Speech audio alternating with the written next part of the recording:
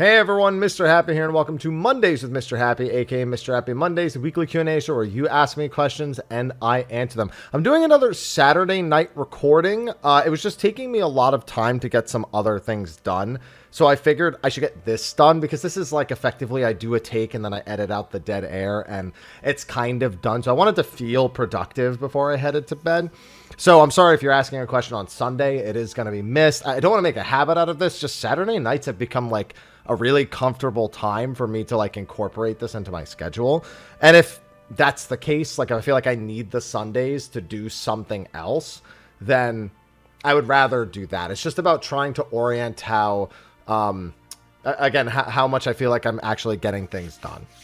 So that's just your heads up here. Other than that, I guess I'll give you a schedule and some announcements for the rest of the week. There is going to be a sponsor ad in this video as well. Playing one more video this month of Magic Spoon. Because I put it in all the weekly Q&As, I didn't really make much headway towards like how much I usually guarantee them every month.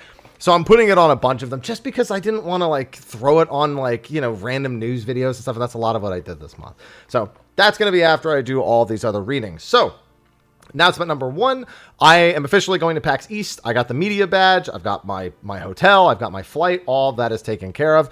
I'm planning on attending some other events this year as well. PAX West is definitely something I'm looking to go to as well.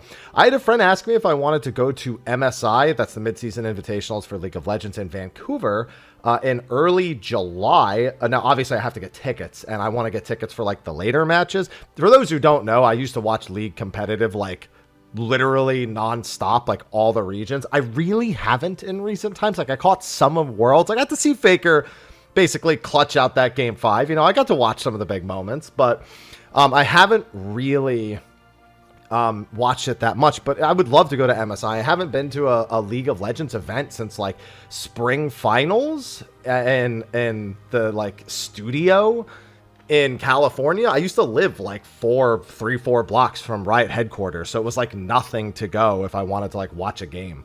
And I remember, I think I went to see, what was it? Who is it? Team Liquid? No, I don't remember who was actually playing. I think it might have been Liquid and like C9 or something like that, whatever season it was. But I might be going to that, and I'm going to be seeing about going to anything else. Obviously, I'll be going to next Fan Fest. You know, I'll get a ticket, whatever it takes. You know, if they do the whole no creator badges thing, again, no biggie. Everyone else I know is able to get tickets. I'll go to that. But we have no idea when that is, so we'll just have to wait and see. As for videos this week, weekly Q&A is out. I put out my Sunday video. Instead of it being the Tales of Grace's F video, it was some exciting news about Sakaguchi and his next game, potentially his final game for real this time. And don't forget that every Sunday, I do release non-Final Fantasy XIV related videos. If you enjoy those, or if you enjoy hearing my thoughts on them, you should definitely go interact with those videos because it lets me know that they're worth doing in the first place. Also, a heads up, a lot of people asking about my VODs because I have a VOD channel, but because I started streaming on YouTube, all of my VODs technically save to this YouTube channel. So if you're ever wondering what I played or what I've been up to or what I thought about something, you can actually just tab over to that as well. If you go to my channel and you go to like live, or I forget what the tab is actually called. I should probably pull it up on the side here so I can actually speak with my brain. Yes, live. Yeah, live replays. There it is. Yeah, you can go do that, and you can use that to go check things out as well. So effectively, this channel has, in a way, become the VOD channel, just because it's simpler, I guess, is the way to look at it. As for other videos, Final Fantasy XIV mobile crafting and gathering video this week, another Final Fantasy XI Let's Play part that I've already recorded. It's rendered, it's ready to go. There was something else I was planning. Probably 2 Final Fantasy XIV mobile videos, one on like another feature. I'm not going to say which one. I have a couple of them, and I haven't decided which of the 2 I'm doing yet.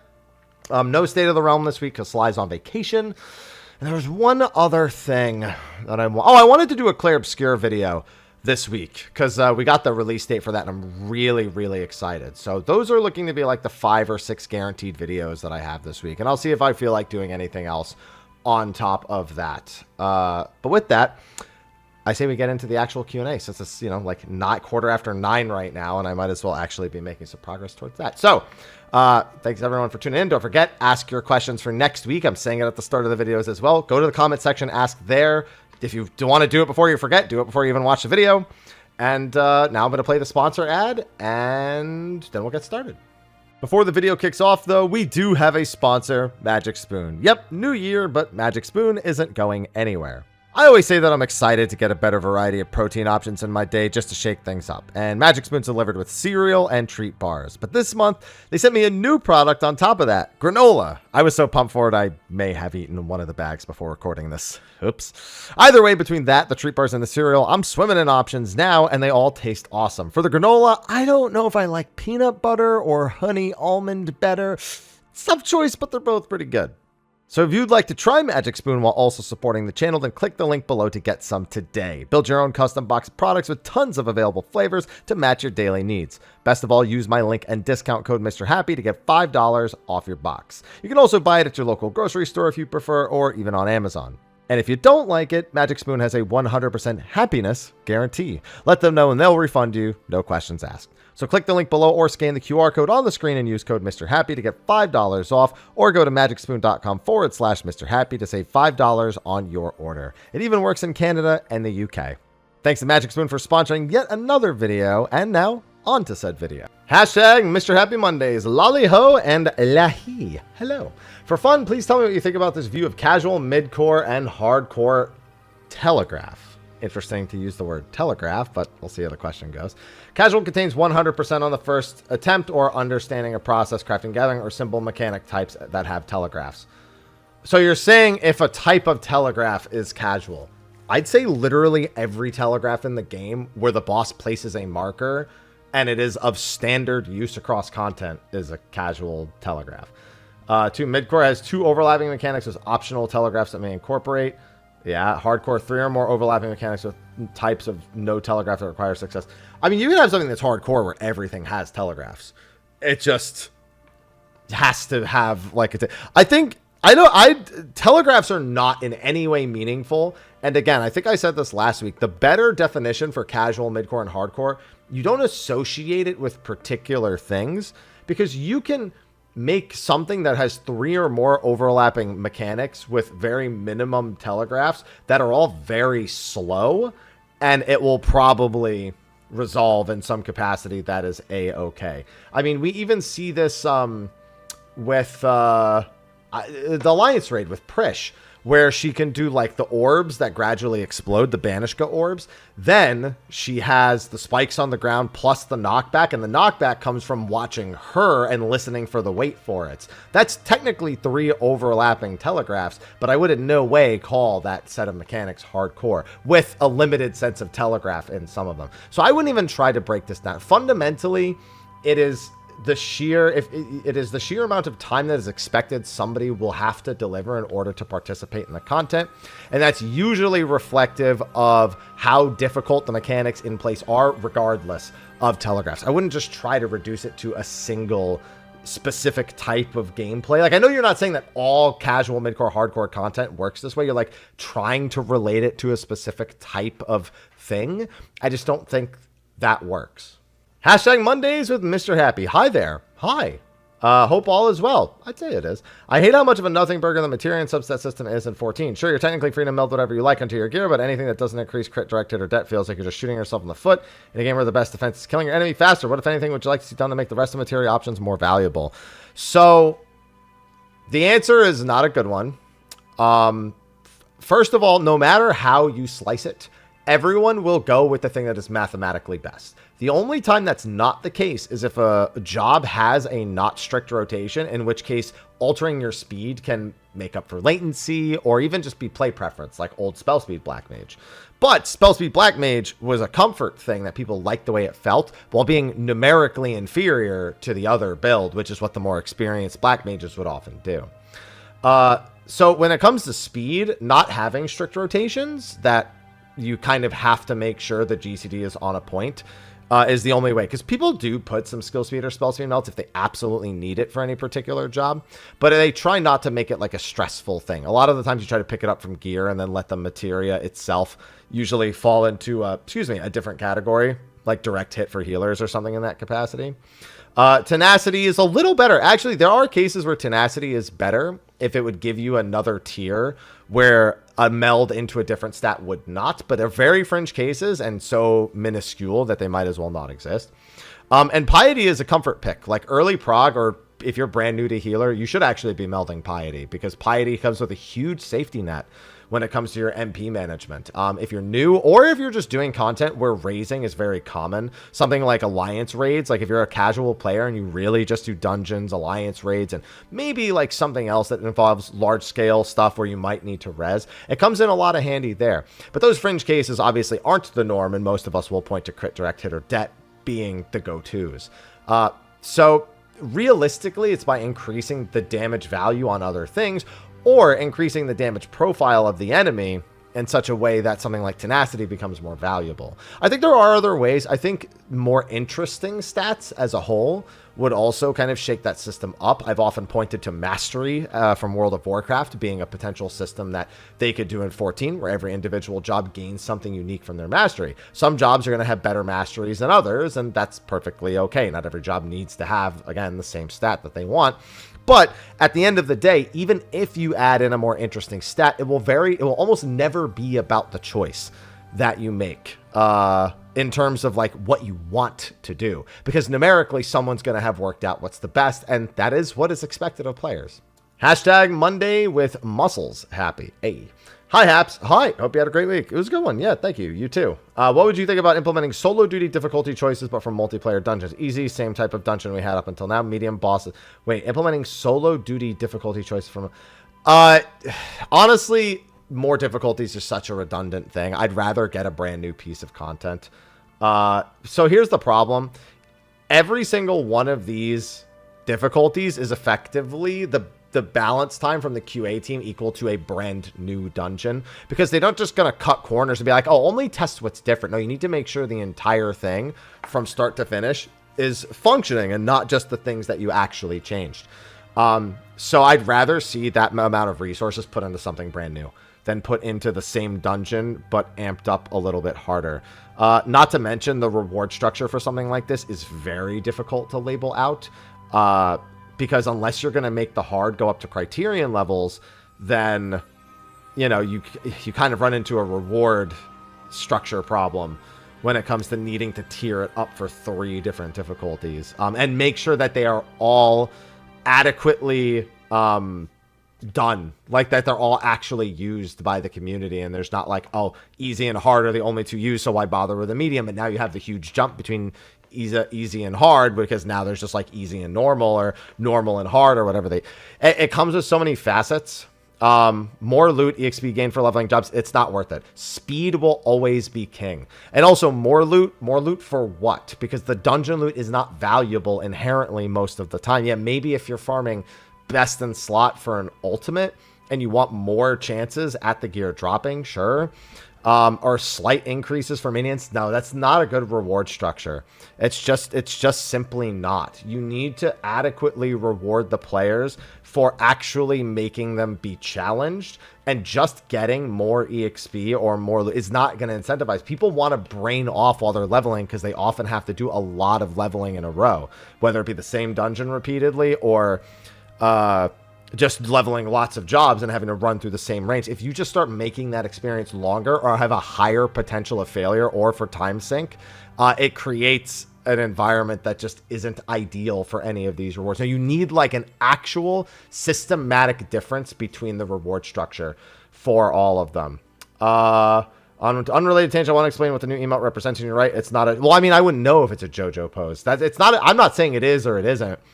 I'm just saying that I don't watch anime, so I've never seen JoJo, so I wouldn't be able to say. I just have to take everyone else's word for it. So I'm not saying it's not. I'm just saying I'm not cultured in that particular regard to make the judgment call. So I have to pass that judgment off to everyone else.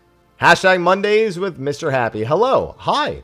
You touched on this in a bit in the video, but I'm curious. Have you looked at a bunch of MMO communities, seen them having the complete inverse of a problem 14 is having? E.g., I remember when Big WoW Exodus happened in like 22. It was really in 20, but yeah. One of the things I kept hearing was people being happy they didn't have to grind out all of the great compared to WoW, but now it feels like people want at least something like that. When I tried Lost Ark recently, it's very overwhelming with how many progression systems you need to engage with. So Korean MMOs, Lost Ark is kind of a more of a cultural example. Korean MMOs layer progression systems on top of each other. I saw Ivy running around in the background there. Now she's demanding attention from me. They really like stacking progression systems for a number of reasons. Number one is having lots of individual ways to progress your character gives your players lots of individual goals that they can pursue, while in theory making none of them absolutely mandatory. Now, on the surface, that makes sense. But when you actually dig into it, it effectively becomes that you have to do all of them, or you're just weaker than other players in either some or all aspects of the game. So you create this huge wall for players that they need to overcome if they're not playing upon the initial release and playing at sort of like that same rate of speed that everybody else is.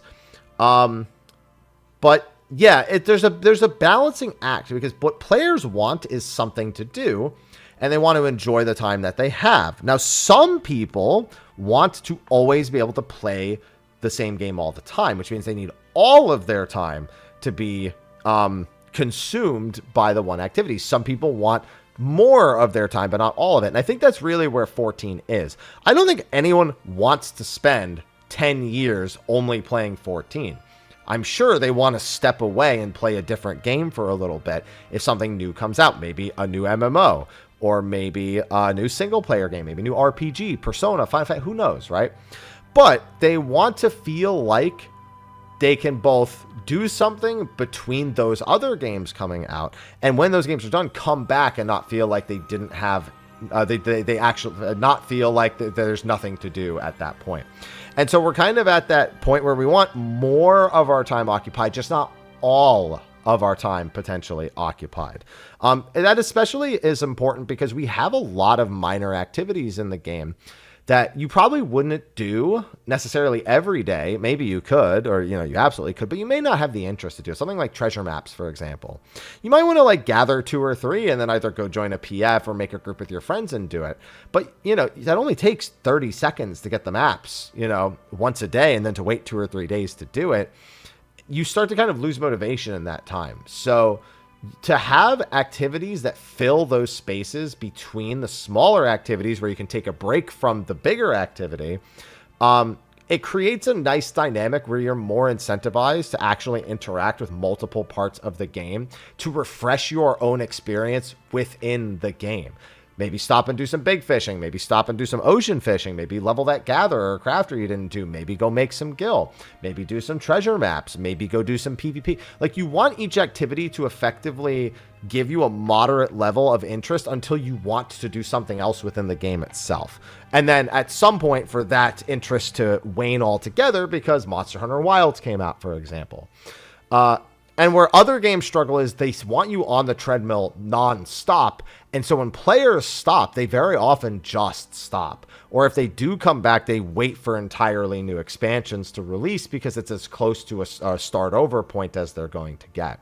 So there's effectively pros and cons to every method.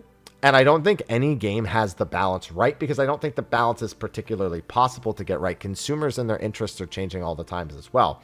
But 14's current issue is, if you're to ask someone who plays it, at a more than average amount, is that playing at more than an average amount per person is difficult at the moment, unless you really like running raids that you've already beaten a bunch of times and helping new players out, something like the Ulti Project, which, I don't mind helping people, but I'm not interested in spending all of my time doing it, so I don't maintain that level of interest nor engagement with Final Fantasy XIV. I prefer to have newer experiences where I can set goals for myself and be able to achieve them potentially with other people that I play the game with.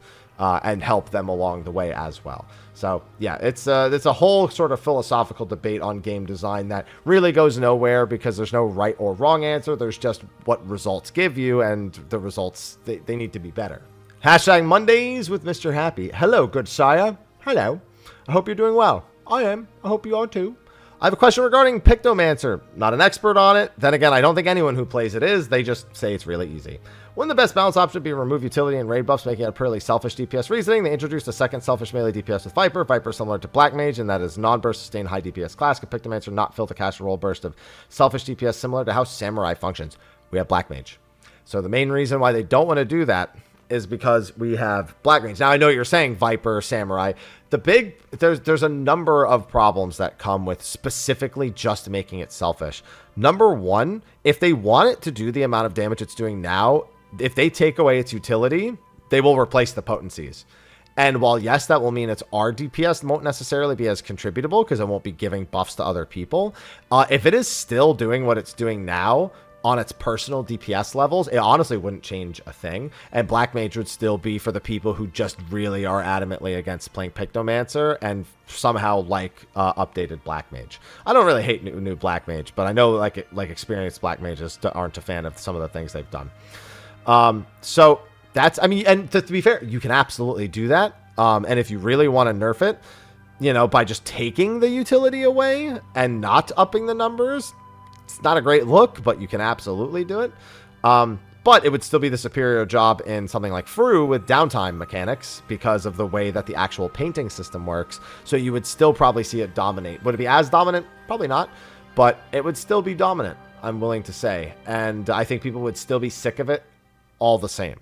So it's a matter of perspective, I suppose, because every answer comes with a reaction, and it's just about which one people are willing to accept. Hashtag Mondays with Mr. Happy. Hello, hola, konnichiwa, and extra hellos thrown in. Thank you, and hello. I've been playing since Endwalker patch cycle, but came close from a decade of endgame experience in the Old Republic. I was a tank main in SWTOR, mostly DPS here and now. Tanks had a lot more to do in SWTOR with large encounter arenas, very specific positioning of bosses in those arenas, and extra mechanics to boot. I'm not a fan of bosses stuck in a wall or when they auto-jump mid. What do you think they should do to spice up tanking? What should we really expect? I think they just need to stop limiting the amount of things that tanks do in general. Like, here's the thing. In 14, the tanks are effectively just doing the same dance everyone else is, but they're responsible for being hit, maybe positioning the boss, and a few other things in between that time. They need to be a little more willing to force the tanks to more, I'm not going to say dynamically interact, but be given responsibilities that only they can solve that aren't just tank busters, or at least are more creative versions of it. A great example, in A7S, you have the jails, and one of the jails has to be handled by a tank. So, based on who gets the debuffs and who gets the tether and who gets the marker over their head, you need to ensure that the tanks are, like everyone else, able to position in such a way that they get pulled into the jail. Now, they need to both A, kill that enemy inside of there as fast as possible, while B, utilizing their tank tools to stay alive, which is pretty important. The other tank knows that they have no second tank to pass them an intervention or help them in any capacity to take the boss off of them, and the boss starts unleashing a bunch of tank buster level damage around that time. So by splitting up the tanks and ensuring that both of them have to use their individual abilities to stay alive and do as much damage as possible, it means when they come back together at any given point, there's not one that needs to make up for the other. Realistically, that's where invulns start to come into play, and invulns I think are too strong, so I would actually like to see them wean back off of them a little bit more. I think tank cooldowns in general are too strong, but there's a lot of things you can do, but what they need to stop doing is just like, oh, boss did big mechanic that everybody has to do, and now there's a tank buster, and now the boss is going to do a mechanic everyone needs to do, and then there's a tank buster. It's less about the boss being in the wall, or less about the boss jumping mid, and more about specifically not engaging the tanks in any regard whatsoever. We do have some boss positioning. There's some that's related to uptime, and there's some that's related to making sure that mechanics happen in specific places, but there's not enough of that. And it seems like they want to lean more into that. Their recent comment about 7.2 raids, allowing for more things that players generally dislike, for example, making it so maybe you can't get full uptime during a mechanic. It seems like they want to at least put some pressure on the players to have to think a little bit more carefully about how they position and where they position relative to the boss to minimize those types of challenges to the player. But we'll have to wait and see, because we definitely could use more interesting tank stuff as a whole. Hashtag Mondays with the Happy Man. Hello, and an extra hello to anyone who missed it. Hello to you too. I've run into a problem with my static. Most of our members are slow to pick up new mechanics and die to them repeatedly. I try to help them by running them through the mechanics again, but that does help most of the time. Main question to you is, how can you help improve the consistency? I would also like to know if you think this behavior can be toxic. I just don't want to... Wait, your behavior there? So a player not having as good of a rate of learning is not toxic. Now, I will say this. If they are deliberately fucking off and not trying to learn until they are sternly spoken to, that's not toxic so much as it's just inconsiderate. You know, I'm not saying you can't have fun, but I'm saying that fun shouldn't come at the inhibition of enjoyment of other players, I suppose.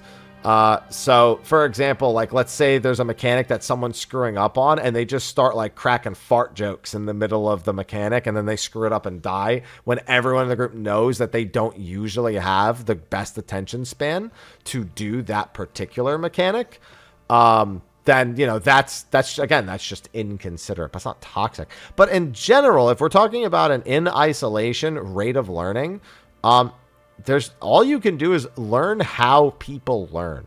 Not everyone can have a mechanic explained to them. Not everyone learns from a video. Some people learn better from just seeing charts and reading a document. Some people don't even need to be told what to do. They just need to watch someone do it so they can get an idea of how to muscle memory repeat that. There's lots of ways to learn.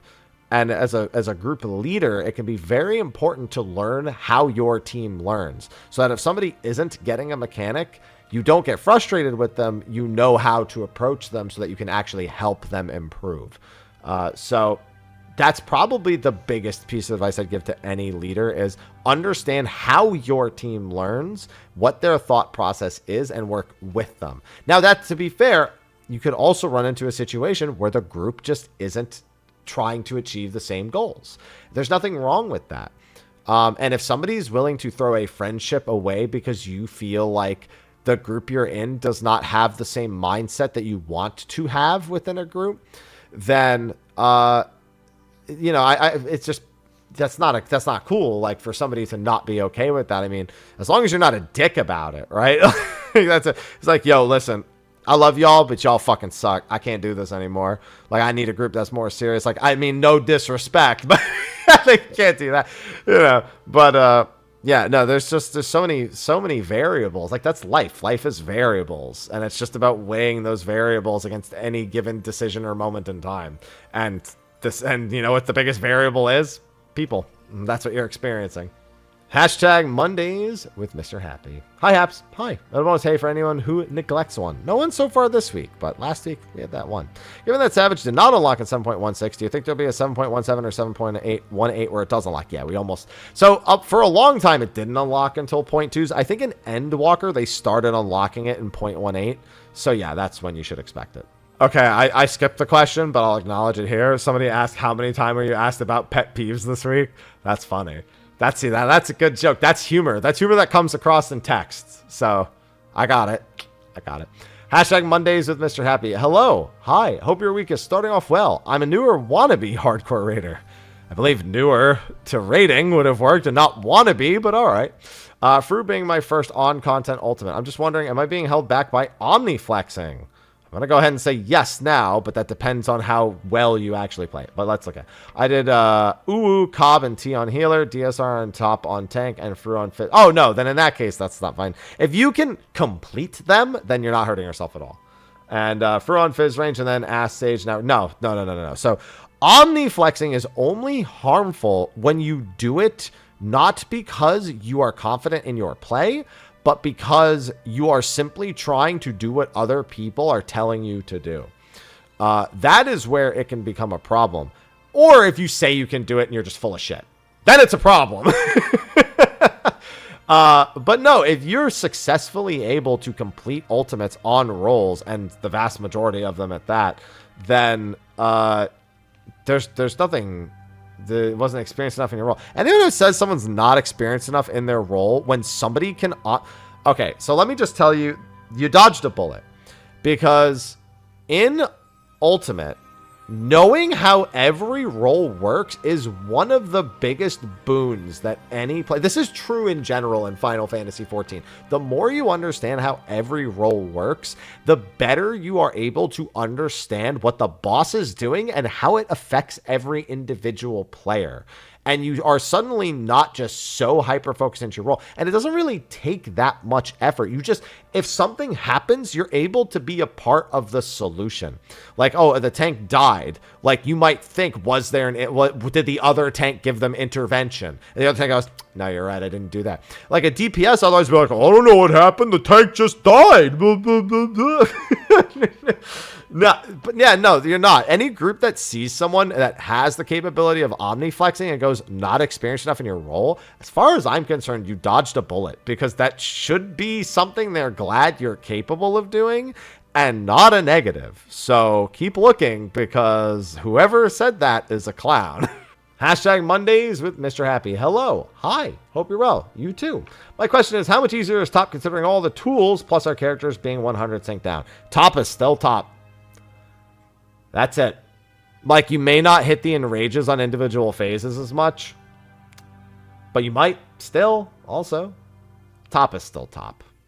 Hashtag Happy Mondays with Mr. Happy. Hey, yo. Hi. Hey, you have the little sub. You have the sub. I never noticed. Guys, look, if you're a member, look, it has the little chocobo thing next to it. Hey, look at that. I wish I had stuff to offer members, dude. I just don't want to paygate anything. I just don't want to make anyone pay to like watch things on my channel. Like, I have emotes and the little thing next to the name, but I just can't bring it in me to like be like, oh, members get to watch this first. Watch what first? Watch like the Final Fantasy 11 Let's Play a day earlier? Why would somebody pay for that?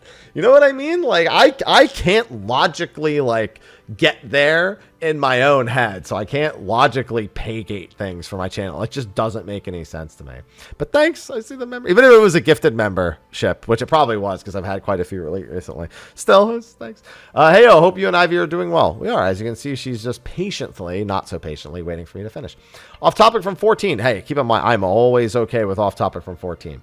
A while back, I mentioned, I recall you said you used to play fighting games. Would you consider trying out some fighting games on stream? I said I was free as fucking fighting games. Like, I said I got good at playing Balrog in Street Fighter 4 because I had a friend who told everyone he was better than them, and then I learned Balrog and beat his ass. I had a friend who did the same thing with Ultimate Marvel vs. Capcom, so I learned... who did I learn? I learned Dante... what's his face? Spencer. Spencer is Bionic Armor. I saw the Bionic Armor clip. I had to learn Spencer. Who else did I learn? I think I also learned Trish, and I learned Ryu. That's right. I don't remember why I learned Ryu. I think he liked Ryu, so I wanted to learn Ryu as well, or something like that.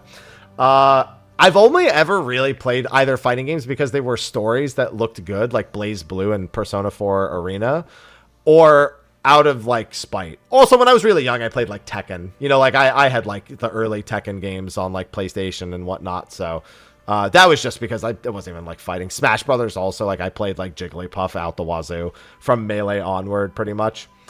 But I'm free as fuck though. In reality, like when I'm not being petty about a friend who just says they're better than everyone else, I'm like, yeah, whenever anyone just says that, I'm willing to bet that a little bit of hard work can beat that. And so I was like, when I don't have that like petty vengeance behind me, it never goes that well. I'm free, and I get too frustrated with it way too easily. So no, I probably would not do any fighting games on stream.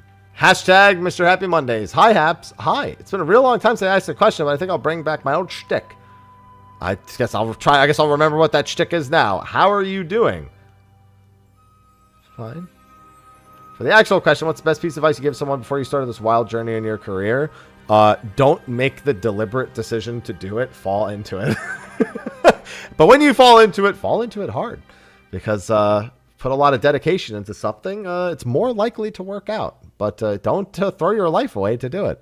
I never threw my life away. I lost my job and injured myself, so I didn't have anything else going on. So like I said, I fell into it, and then I fell into it hard. So yeah, it was a product of circumstance. Although you can realistically game the system now if you're really good at like SEO and just playing to trends, and you don't really care about like either content integrity or being original.